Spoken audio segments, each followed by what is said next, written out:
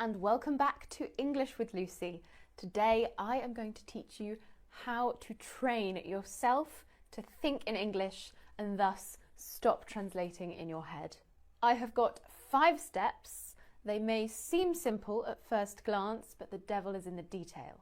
If you follow these 5 steps, you will be well on your way to thinking completely in English with no need for translating in your head. Right, let's get started with step number 1, word identification. So when you're training yourself to think in English or any other language, the first thing you should do is start with simple words. When we are children learning a language for the very first time, we start off with individual words. So that's what we're going to do here. Wherever you are, whenever you become aware of the fact that you have an opportunity to learn some English, you might be on the bus, you might be walking somewhere, you might be sat at home, like a lot of us are at the moment. Look around you. What do you see? Start picking out words from your surroundings. There'll probably be nouns at first, so I can see windows, curtains, radiators, boxes, because we've just moved. If you identify a word that you don't know in English, you're going to need to note it down, but I don't want you to write it down in your own language. I want you to describe it using the language that you do already have. We need to get out of the habit of relying on our first language. At the end of the day, look at your new word list and go through Google, in English preferably, trying to work out what all of these things are. Now let's move on to step number 2, which is silent narration. When we're small children, we start with words and we move on to simple, short sentences. And then as we grow older, they become more complex. It's exactly the same when you learn a second language or additional language. Just like we did in step 1, I want you to look around, but think more about what is happening rather than what there is. Narrate what you are doing, what animals are doing, what is happening around you. So this means you're going to start needing to use verbs.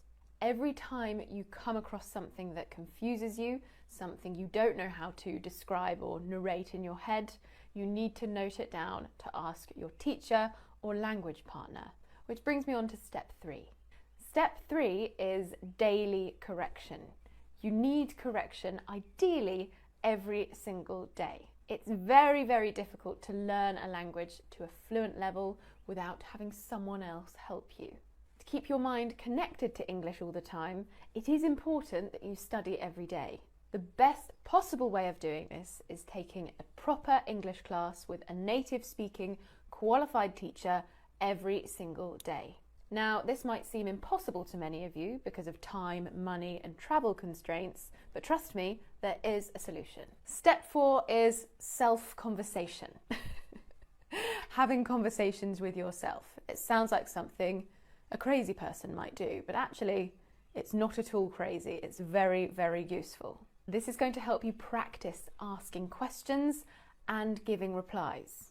It's training you to go through the motions of having a conversation in another language. It seems simple, but you've got to force yourself to do it.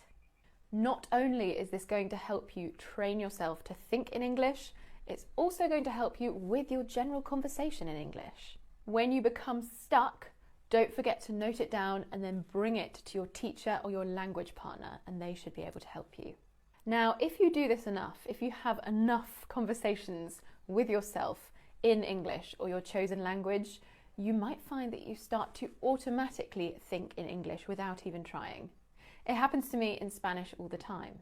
I was so obsessed with Spanish when I was really in the process of learning it. I'm always learning, but when I was really trying to get to that fluent level, I always used to chat to myself in Spanish, out loud at home and in my head when I was in public. Even now, I've lived away from Spain since 2014, so 6 years, but I still think in Spanish. I'm going to talk about this more in step number 5, but what you're doing here is mimicking immersion. By always having English going on in your head, you are mimicking being in England and having English conversations, or any other English-speaking country, of course. I'm not biased. Well, I totally am. And step number 5 is actually immersion or near immersion.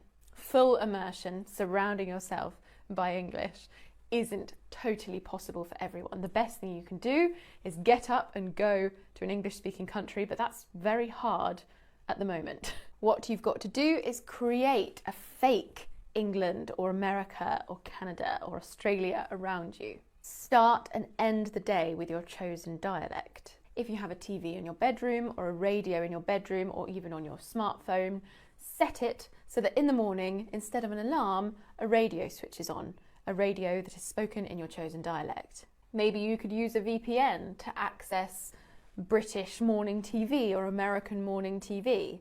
Something that seems very mundane and would be very mundane for native speakers, but mundane is what you want. It's the everyday immersion. Another great option is making friends and speaking with natives. I have a whole video about this. Many people find this very difficult, which is why I made the video to help you out. I'll put it up there. But in general, people feel like there are more students wanting to learn English than there are English speakers wanting to speak to students. And this is true, but there are ways around that. So I really do recommend that video. Or maybe just with yourself. It's absolutely fine to continue doing this by yourself. As I said, it's better to have help, but not everyone wants that. Throw a dinner party in English, buy an English cookbook, or look at English recipe websites. There are loads. I'll put some recommendations down below, but BBC Good Food is a great one. We do a lot of British dishes there. Look for chefs like Jamie Oliver. He does a great 15-minute meals range. They're really quick and easy and supposed to be quite healthy. Follow the recipe in English, narrate as you do it, identify words around you as you're doing it, and then serve it in English with your friends or not, and have either real or silent conversation as well. Now, what will you start noticing? How will you know when you're finally able to think in English? One thing I noticed was that I started dreaming in Spanish and my brain got really confused, and I actually started dreaming of my parents talking to me in Spanish. It was very odd because it wasn't my mum's voice, but it was my mum speaking to me in Spanish. You'll also find yourself understanding jokes and humour, and that's something that's really, really enjoyable. And you'll also surprise yourself on multiple occasions when you realise, oh my God, I was thinking in that language. When you hadn't even tried to, you will realise that it's becoming second nature. And one of the best things is when you can think of a word in the language you're learning, but you can't think of it in your own language. That's so weird when that happens, but it really means you're getting somewhere. Your brain is automatically going to the language you're learning first. Right, that's it for today's lesson. I hope you enjoyed it and I hope you learned something. Please feel free to share any more tips down below, especially if you've managed to start thinking in English and to stop translating in your head. I will see you soon for another lesson.